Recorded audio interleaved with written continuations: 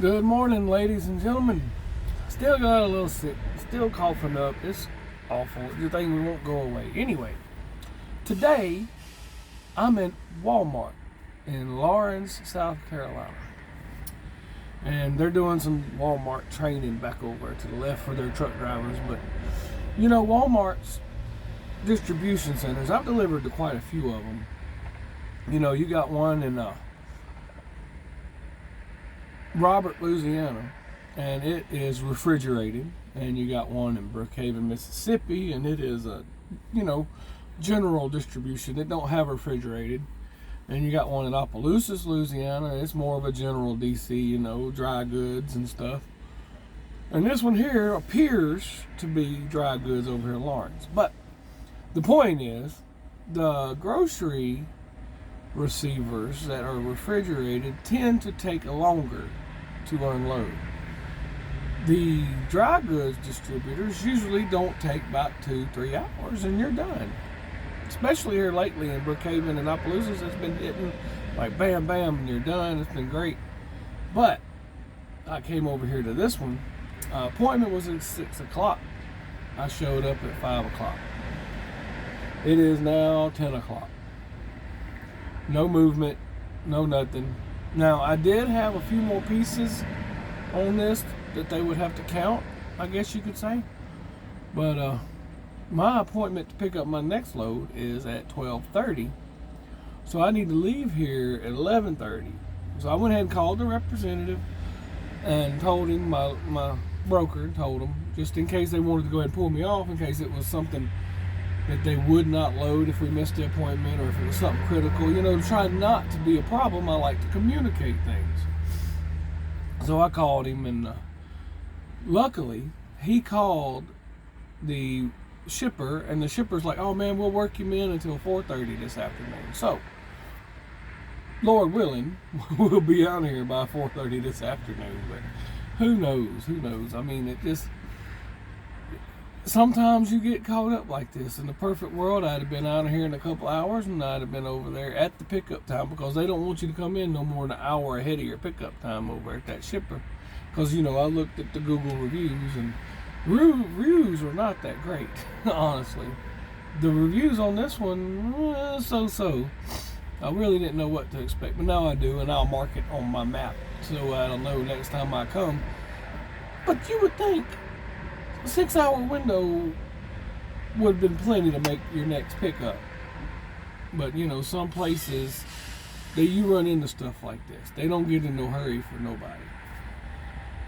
So all that being said, that's my spiel on Walmart this morning and what we're doing today. Did y'all watch the big debate last night? Yeah, it was like two kids pointing fingers. I was expecting a little more meat on the bone, a little more substance, Let's talk about the policies. What are you doing for me? Type of stuff. I didn't really see that. I just saw a lot of finger pointing and very vague promises. I didn't see a lot of, points that would help me in the future, which we all know who I'm voting for. But I mean, come on, they could have done better. He missed some good opportunities, and he got in the mud, slung mud with her, which is kind of his style anyway. But they claim that he's one of the greatest debaters ever in American history. I don't see it. I don't see it myself, which I normally don't watch a debate. It's just last night's was so hyped up and everything is so intense. I was going to watch it. And I watched it this morning, a rerun of it, and it was definitely not impressive in my book. Not impressive at all. I could have done with some more of his plans and things that he was planning on doing to make America great again. Because I do believe that we need to focus on America first. I do believe we need to build things here, and we need to get this trucking economy boosted up again, but not with short-term fixes. We need some long-term solutions for us to move forward. But anyhow, they got a storm coming through down there at my house today. Y'all pray for the family. I had to get out and go east so I can stay away from the storm and keep the truck rolling. I think we're supposed to have 60-mile-an-hour winds at the house. Hopefully it won't be too bad and they won't lose power, but you know, it could happen. It could happen. I mean, every tropical storm that comes through there, we got so many dead trees that's left from that mega drought we had a while back that it could be real ugly. And a lot of them in the median of the interstate, they have went and they've cut and just laid them down in the median. But we lost a ton of trees in that drought. I hope we don't see another drought like that in a while. But you know, it kind of goes on the times we're in. The times we're in, I believe we're in the end times.